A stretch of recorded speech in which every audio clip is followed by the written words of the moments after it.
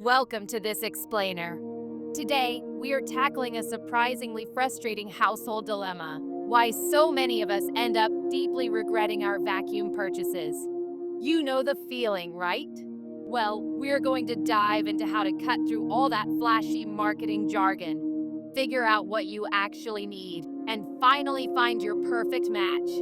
Okay, let's start with a really simple truth. Choosing a vacuum gets easier once you look at what you clean most often. Buying a vacuum isn't about chasing the most expensive brand or some sleek aesthetic design. It's about taking a hard look at your own floors and your own daily messes. Sounds pretty obvious, right? But honestly, it's exactly where most of us go wrong.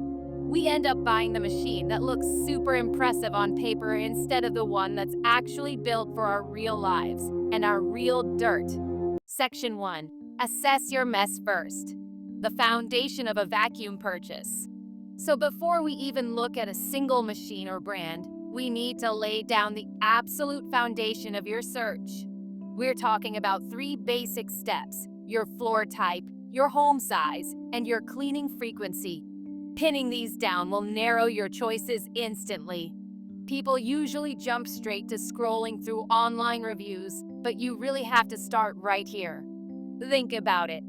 Do you have sprawling, thick carpets, or is your place mostly hardwood and tile?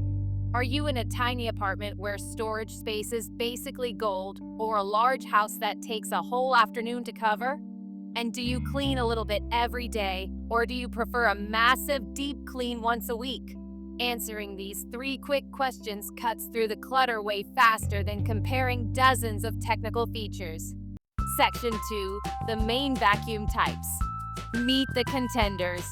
Now that we've got your home's unique profile in mind, let's meet the actual contenders and see what each type is designed to do. An upright vacuum. That's your heavy lifter. It's built with a wide cleaning path, specifically for pulling deeply embedded dirt out of large carpets. And you're usually looking at between $80 and $400. But if you have mixed floors, transitioning from tile to rugs to stairs, the canister vacuum really rules that space. The motor is separate from the head, which gives you maximum maneuverability without having to lug the whole unit around.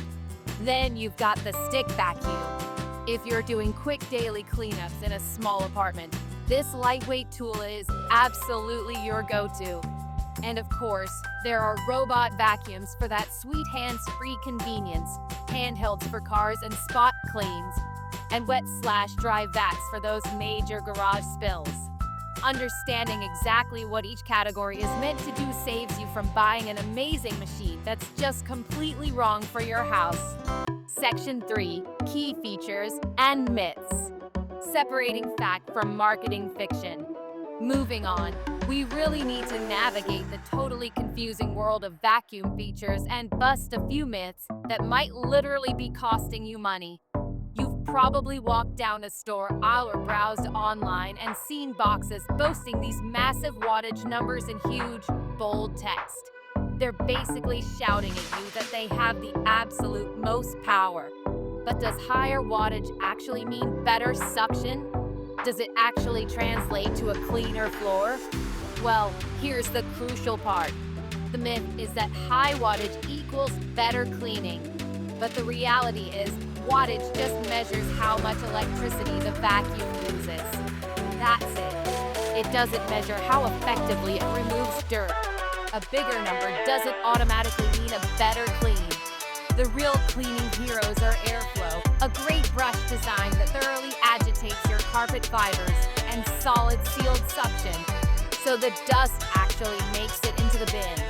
In everyday use, how well the vacuum handles your specific flooring matters far more than some impressive electrical spec printed on a cardboard box. This whole idea of raw specs versus real life also absolutely applies to your power source. Corded versus cordless. Corded models are generally best for deep cleaning in large homes because they give you relentless power and consistent suction. You never have to worry about it dying halfway through the living room. Cordless, on the flip side, is best for quick cleanups in small homes.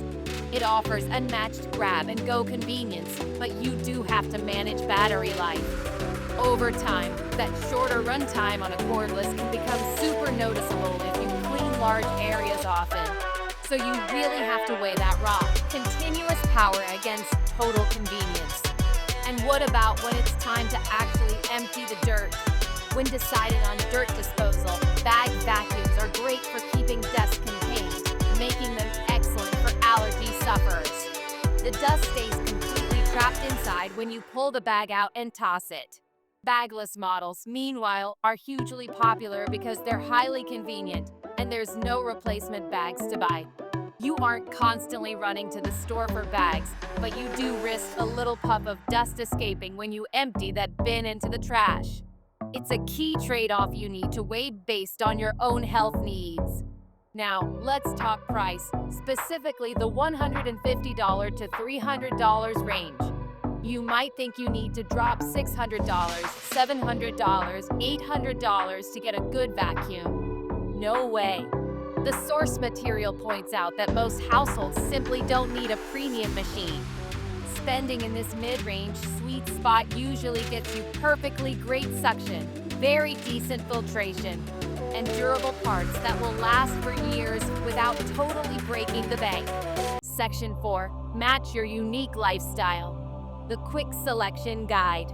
All right, it's time to bring it all together and match your specific lifestyle to your perfect vacuum setup. Think about your exact situation. Are you battling relentless pet hair on carpets? If so, you're going to want an upright or canister vacuum with HEPA filtration and a tangle-free brush. What if you're in a small apartment?